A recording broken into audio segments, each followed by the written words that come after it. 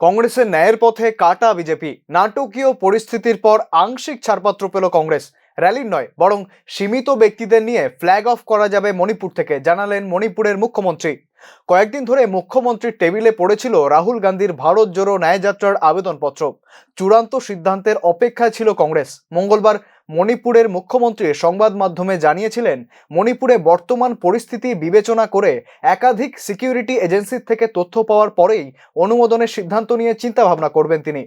বুধবার শোনা যায় মুখ্যমন্ত্রী অনুমতি দেননি, তবে জাতীয় কংগ্রেসের সাধারণ সম্পাদক কেসি বেণুগোপাল জোর গলায় বলেন, মণিপুর থেকেই শুরু হবে যাত্রা। পরে কংগ্রেস সূত্রেই আবার জানা যায় আংশিক অনুমতি দিয়েছেন তিনি।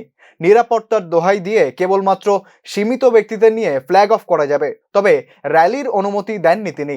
অনুষ্ঠানে কে কে যোগ দেবেন সে তথ্যও আগাম জানাতে হবে। পর্যাপ্ত নিরাপত্তার ব্যবস্থা নেওয়া যায় যাতে। 14ই জানুয়ারি আংশিক অনুমতি নিয়ে মণিপুর থেকেই শুরু হবে ভারত জোড়ো ন্যায়যাত্রা। যোগ দিতে পারেন কংগ্রেস সভাপতি মল্লিকার্জুন খার্গে, সোনিয়া গান্ধী সহ কংগ্রেস শাসিত রাজ্যগুলির মুখ্যমন্ত্রীরা।